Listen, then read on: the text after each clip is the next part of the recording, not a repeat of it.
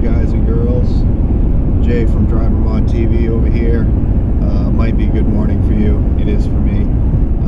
Might be middle of the night. Might be noontime. You might be watching this on your lunch break. Either way, it is morning for me. It is about 6:20 right now. We're on our way to Devon's for another autocross, and hopefully we're going to have another solid day in the 1LE. A little more seat time. This event is capped at like 55 or 60 cars, so it's supposed to get a lot of seat time with this club. So we are on our way to Devon's for another autocross event in the 1LE, and on the way there I just wanted to talk about something that I know is on all of your minds, and that's why did I get rid of my S550? Why, after a couple years, only 2 years of ownership and a lot of modifications and hours and dollars spent making that car mine and making it perform a lot better than a factory GT performance pack car, why would I trade it in? Well, let's dig into that. We're gonna talk about that right now. I'm gonna put this camera in a mount because the highways in Massachusetts, I swear they are maintained by Picasso, because they are fucking horrendous. All right, so get right back with you. I'm gonna put you in a mount. All right, and we're back. So like we were discussing, why trade in a car that you put all that work, seat time in, and money? Yeah, obviously a car that I enjoyed. Why trade that in on something so soon, or at all? Well, let's get into that. First thing, as some of you guys might know, if you've interacted with me in the comments at all, and I might have mentioned it on one of the other videos, I can't recall right now. When I bought my S550, I was shopping for GT350s. Yep, when I bought my S550 Mustang, I was not planning on buying just a regular GT. I was shopping for GT350s, but that was back in 2016 when the GT350 first came out. The demand was super high. All the dealerships were fighting for allocations. They were marking them up anywhere from $3,000 to $20,000 over MSRP, and I couldn't find one at sticker, and I was not willing to pay the extra on top of the sticker. I don't think it's worth it ever to pay over sticker for a vehicle that, even a limited production vehicle like that, it's just going to depreciate. Cars are not usually investments. They are a depreciating asset. I buy them to drive them and enjoy them. I don't buy them as a collector, obviously. So, with that said, I went and I was shopping GT350s and couldn't find one for a deal that I was going to be happy with. It's a $60,000 car, depending on your trim level and option. I was shopping around $60,000, and I wasn't willing to pay any more than that for a GT350. So I almost shopped other cars, and I ended up driving my loaded GT. The GT that I had was a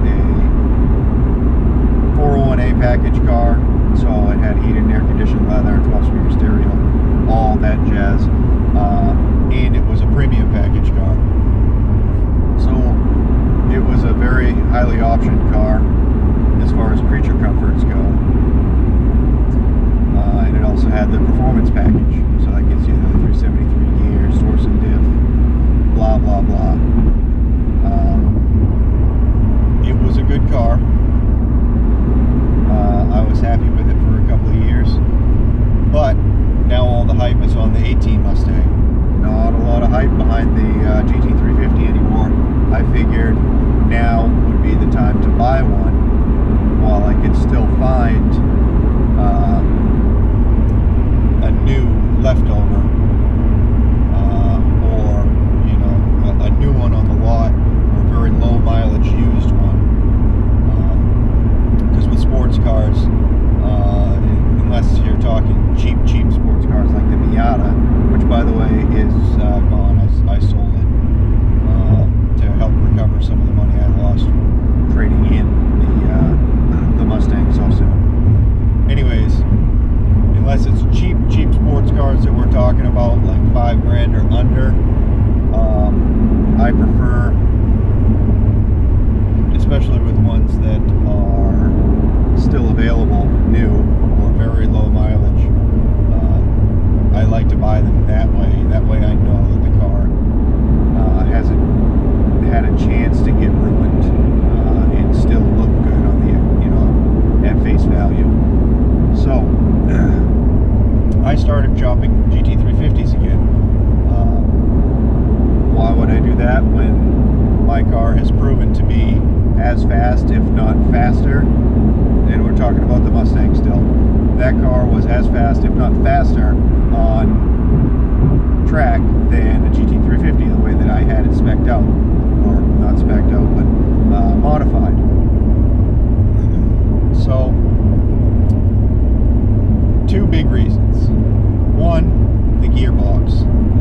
The MT82, especially in the 15 through 17, I have not driven an 18 with the revised ratios, but I don't care for that transmission. I never had real big issues with mine or anything, but the shifter feel isn't great. The gear stacking was completely wrong in my mind for the engine that's in that car. The Coyote, yes, it builds power. It has more top-end power than it does low-end grunt,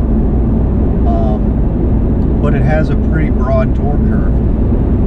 The variable cam timing really hits around 4,000 RPM, and even with stock redline 7,000 RPM, you've got a long, you know, broad torque curve there. I had mine bumped up to 7,500 RPM rev limit, and the ratios were stacked very similar to what I think, you know, a four-cylinder car with a very small torque curve would have. Like my Subaru STI had very close ratios,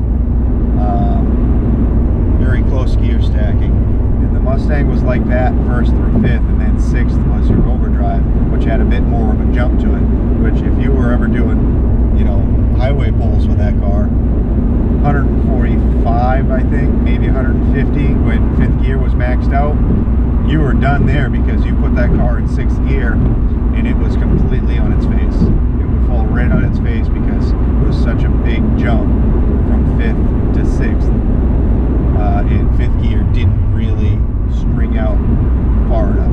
Anyways, first reason I was shopping again for GT350s was the transmission.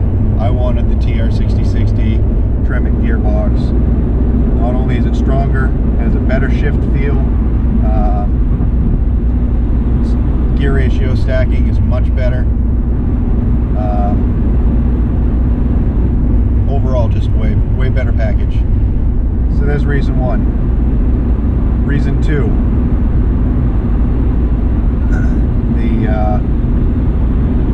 the brakes on the GT350.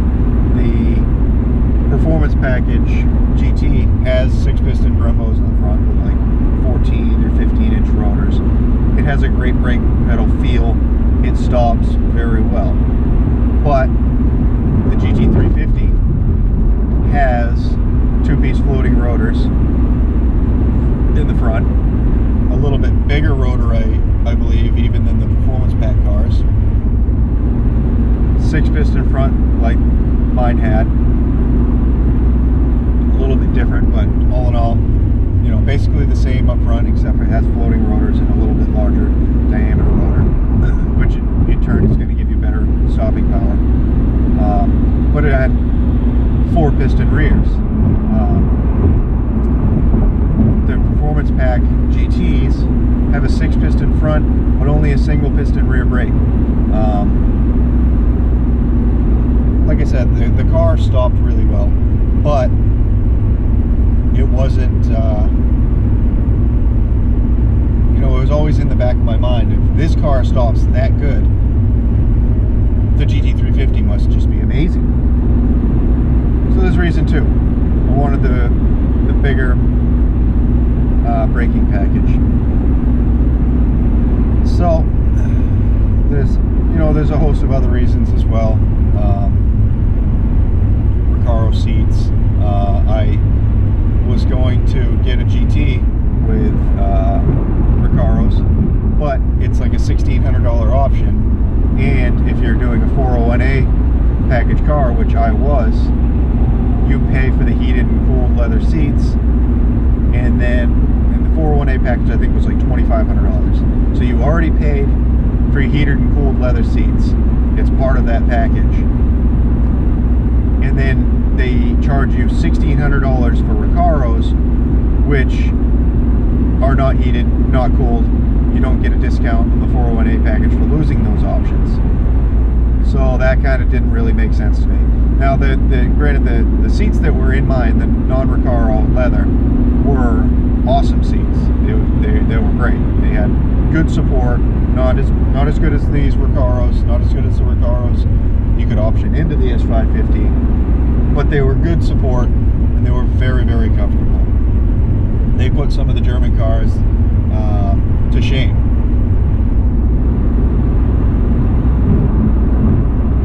Some of the other reasons being more tire. The GT350s have the wide body front fenders. You can put more tire under it, which more rubber underneath of it is great for what I do, especially in the front. So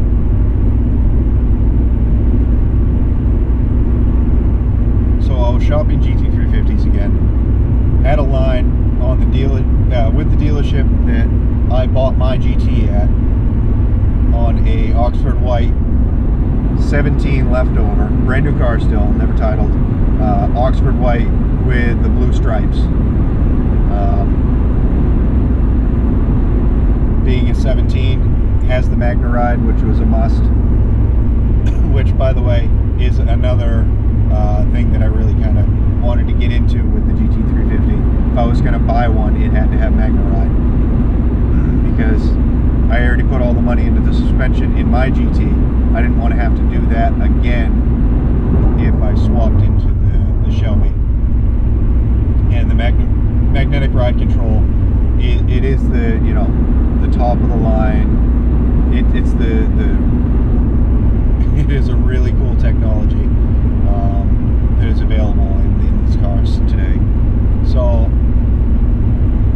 I had the line on that leftover 17. I was trying to work a deal with them to get it at sticker or under sticker. Basically, I told them if they would pay off my GT for what I owed, which was a little more than it was worth still. I was upside down in the car, only owning it for 2 years, and I didn't put a ton of money down. I think I put $5,000 down when I bought that car. I didn't put a ton of money down on it, only owned it for 2 years, so I was upside down a couple $1,000s in it. I told them I would buy the GT350 at sticker, which is what they're going for, but they had to pay a premium for, you know, my GT. And we got close to making a deal, but didn't make a deal in time for, well, I started looking around at other viable options with the stuff that I was looking for, and lo and behold, this car, the 2018 Camaro SS 1LE package, if you didn't know what I'm driving now. If you don't, go back and watch the last video I posted. So anyways, this car has the TR6060 Tremec gearbox. It has 2-piece floating rotors with 6-piston calipers in the front and 4-piston calipers in the rear. small Brembo, by the way. It has magnetic ride control. It has a serious amount of tire and forged wheels under it.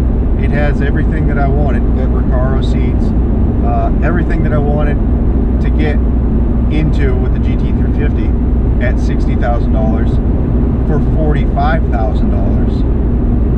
And by the way, because I swapped out of a competitor's car, they gave me another $3,000 in a factory rebate. So I got this car for around $42,000, which, if you can do simple math, that's a bargain. This car is a bargain for what you get.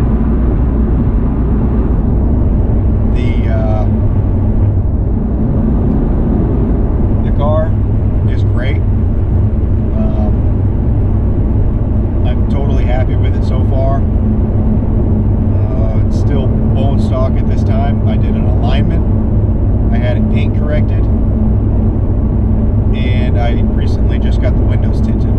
That's all that's done to this car so far. And we'll see how it does at this this autocross here today. I was very impressed with it in the first one.